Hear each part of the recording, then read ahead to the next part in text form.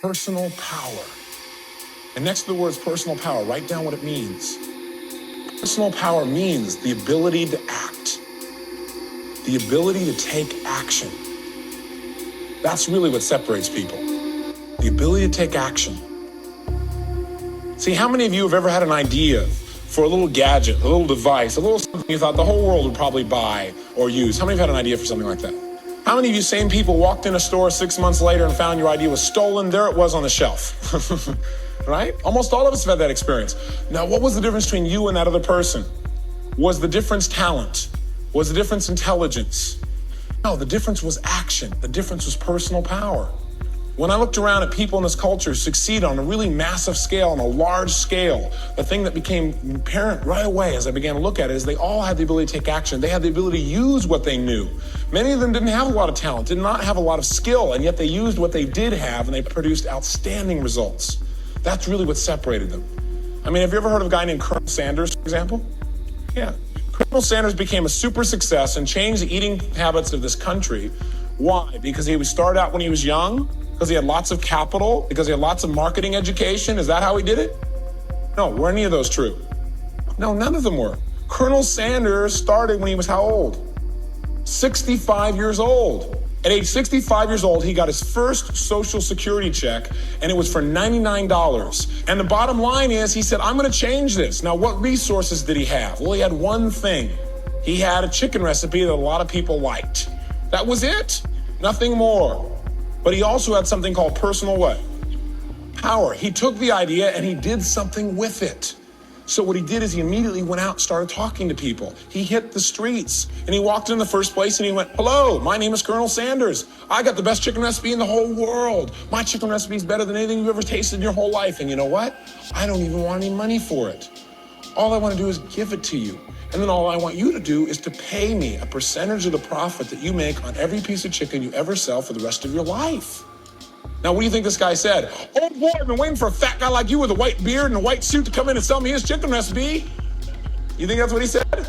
No, he said, excuse me, sir, but your brain is fried. Who do you think you are, Santa Claus in the summer in this big fat white suit? What do you think I am? Somebody stupid? I'm gonna get a percentage of my profit? I got my own recipe. Get the heck out of here.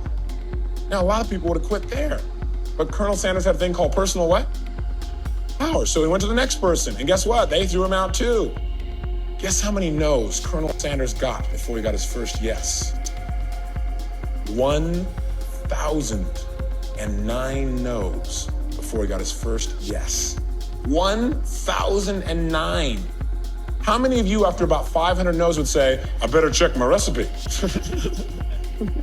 Right? How many of you after 1,000 no's can honestly say you would have still kept on knocking on doors? See, Colonel Sanders understood what it takes to succeed. What it takes is you must try until. You must get yourself to take action until you succeed. See, we teach our kids that. Kids try something, it doesn't work, they come to you and go, oh, this won't work. What do you tell your kid? Try again. What if they come back and say, oh, it still doesn't work? What do you say? Try again. And they come back and say, oh, it still won't work. What do you say? Try again. Now, is that what we do as adults?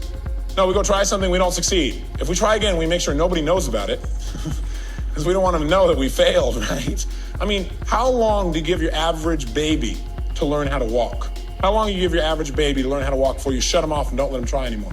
What are you, crazy? My baby's gonna keep trying until he or she walks. You go, magic formula. The bottom line is that they try until. So that's personal power. That's what sets people apart. How many of you have ever had an experience in your life where you saw somebody and they seem to have more success than you, and you said to yourself, I know I'm more intelligent than they are. How come they're succeeding on a higher scale? It doesn't matter how much intelligence you have. What matters is how much action you can produce. See, a lot of people teach to just affirm everything and it'll change. That's not how it works. Affirmation without discipline is the beginning of delusion. Affirmation with discipline creates miracles. You must have both affirmation with discipline to produce results. You've got to make sure that behind your faith, there are some works. Otherwise, your faith will produce nothing. So then the obvious question that comes up is, how come everybody doesn't take action? Right? Isn't that the next question? Well, the reason is that there are three elements that cause people to succeed. There are three steps to personal power that are necessary to produce the results. And here's number one step to personal power. It's called energy. See, it takes energy to do anything that you want to do in your life.